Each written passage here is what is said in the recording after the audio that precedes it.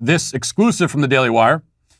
It says a law firm that employed Virginia gubernatorial candidate Terry McAuliffe has made a cottage industry out of aggressively fighting victims of alleged sexual abuse in schools, being paid handsomely to defend school systems that the girls say fail to protect them.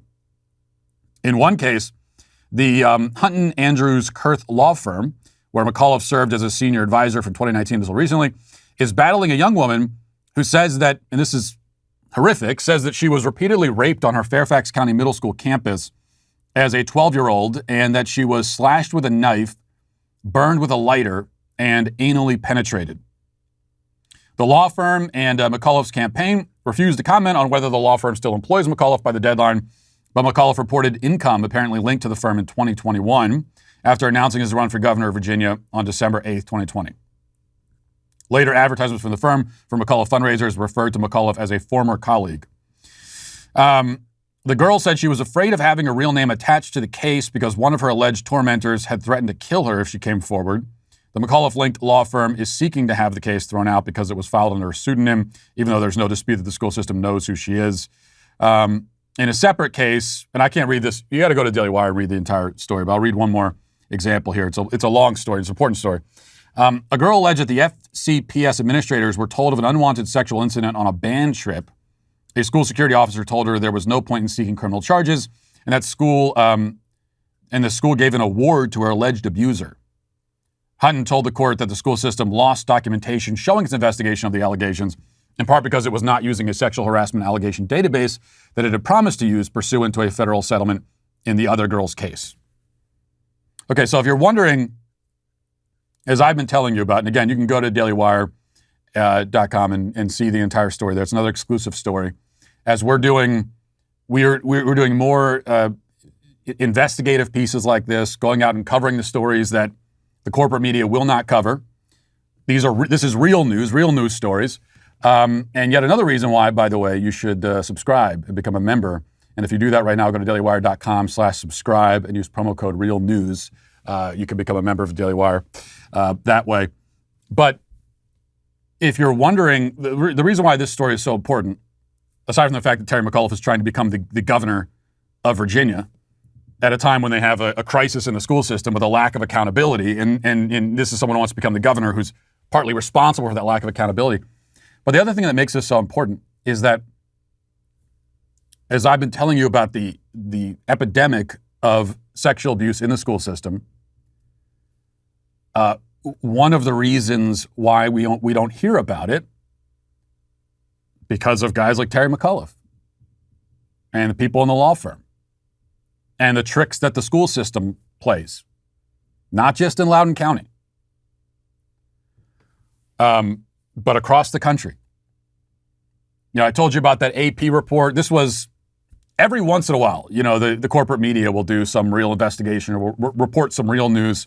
And so a few years ago, the AP did a report about sexual abuse on public school campuses by students on other students. And then you've got teacher on student sexual abuse, which is a whole other category. And there's thousands of such cases and literally millions of victims of that. But the AP, when they thought to look into it a few years ago, they found that through the previous few years, there had been something like 17,000 cases. 17,000. Just in that few-year window, and just student-on-student abuse. This stuff is very common. Very common. But we don't find out about it, and this is one of the reasons. All the different ways of hiding it from the public. It's all about how they categorize these incidents, whether they choose to pursue it and pursue legal action. And then you also have kids who, like the girl in the story, are terrified to come forward. I mean, think about all these Me Too cases we heard about. And the question was, well, how did Weinstein manage to do this for decades without anyone coming forward and saying anything about it? All these victims, all these women who fell victim to it. I mean, why didn't they come forward and say anything? Why did it go on for decades? And the reason that we're given is that, well, they were afraid to do it. They felt intimidated. They were worried about their Hollywood careers and so forth. Well, if that's the case for adults, what about 12 and 13-year-old girls in middle school and high school who fall victim to this? They've got no one advocating for them, no one on their side. What hope do they have? So this is a major story. This is a major, far-reaching story across the country. And here at the Daily Wire, we're going to continue to pursue that and let you know about it. Meanwhile, Terry McAuliffe doesn't care about the students who are raped in Loudoun County schools or in any other schools, but the students themselves certainly care. And that's why hundreds of students across Loudoun County, we got some footage here, staged a walkout yesterday because of Loudoun County's cover-up of rapes of students, multiple rapes of students in the Loudoun County school system. So you can see there, and it wasn't just one school. There were multiple schools where the kids walked out. You see it here. But once again, if you go to corporate media for your news coverage, you probably didn't know this happened. So I want you to compare. Here we've got hundreds of high school students walking out because of the sexual abuse and rape of their fellow classmates in school during school hours. So compare the media coverage of that, which was nil, there was basically no coverage, to the few dozen weirdos who walked out of Netflix headquarters because Dave Chappelle told some jokes that made their tummies hurt. Corporate media, 3 weeks of coverage for that, and still ongoing. I mean, at the actual walkout at Netflix, there were far more news cameras than there were people walking out. But these kids, there's some local coverage, and then you're hearing about it from conservative media, but that's it. Because this is simply not a conversation that the corporate media wants to have. Okay, what else do we have here? We'll stay on the school board issue for a minute. As we know, it's not just a problem in Loudoun County. Here's a Minnesota school board which has instated new rules to stop those domestic terrorist parents from raining terror at the school board meetings. Here's Jody Sapp. She's a school board member, and here she is explaining the new rules. Listen. I just want to remind everyone this is a business meeting of the school board. It is not a meeting that belongs to the public. Each speaker is asked to state his or her name and address for the record. Failure to do so will result in an individual. This is a meeting of the. This is not a meeting for the public. She says this meeting does not belong to the public. No, Jody. I got news for you. The entire public school system is supposed to belong to the public. It is all public concern. All of it. That's why we call it the public school system. But this is how they feel about it. This is, as parents, this is simply not your business. And if you're going to intrude in our business, which is deciding what your kids are going to be taught and how they're treated, and whether their sexual abuse will be reported to police and all that. If you want to intrude in our business, then you got to follow our rules. And we're going to make it as hard for you as possible. So here she is explaining the rules. Keep playing it. Not being allowed to speak. John, can you give us your name and address, please? My name is John Wicklund. I live in Mankato.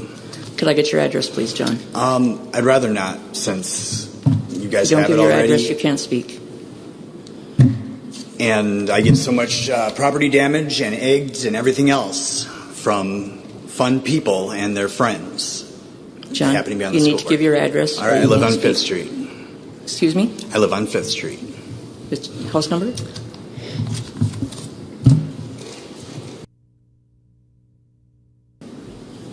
Okay, he gave his house number. Thank you. All right. So are our kids safe? Effective tonight, the school board will enforce the following guidelines. Open forum participants are prohibited from calling out or addressing any individual school board or school district staff member. If this occurs, open forum will be closed and the individual will not be allowed to participate in future open forums. Crowd noise or any sort of grandstanding during open forum, including applause, talking, hollering, or any outbursts will result in open forum being closed. Further, beginning at the November 1st school board meeting, open forum participation will be limited to those individuals who wish to speak to an item on the board agenda. The board agenda is always made available the Thursday prior to our meetings, and they're always on the district website. This evil wench. They all look exactly the same, by the way. All of the little mini petty bulbous tyrants that are running our schools, they all look exactly the same. They're like, there's like a uniform for these people, and they are so mad that parents are there taking an interest in what they're doing and trying to exert some actual influence over the school system and speaking up for their own kids. They are so angry about it. And that's why the response here has to be show up, get louder at the school board meetings, keep showing up. More and more people keep doing exactly what they don't want you to do. And don't stop. That's my one fear about this school board, movement right now, is that it will just stop and fade away and go away. And we have let's be honest, we have a history of that on the right. Not just on the right, but in our culture, where people generally have the memories of field mice or something, and a couple days later, it's like it never happened. You move on to the next thing, always chasing the next shiny object. There are a lot of things for us to focus on in this culture, a lot of battles worth having, but this one has to continue. Because if 2 months from now we're looking back on this and saying, "Hey, remember when everyone was showing up to those school board meetings? That was nice." If that's what we're saying 2 months from now, then none of this will matter. We have to be relentless and consistent. And that's been one of our big downfalls, I think, of the conservative movement, is a lack of consistency and not being nearly relentless enough. So keep coming, get louder and louder. This is the lengths they'll go to, though. What Jody there is saying is you have to say your address into the microphone. Like the guy pointed out when he was sitting there, well, you already know the address. You know the address. There's no reason why I have to say it. The only reason why the school board would insist that you say it is to intimidate you. That's the only reason. They are trying to get people hurt, and they are indirectly encouraging mobs to show up to these people's houses. That's what they're doing. There's no other reason why you should have to say it. Listen, hit that subscribe button right now. Do it right now. I thank you for your compliance. It is somewhat appreciated.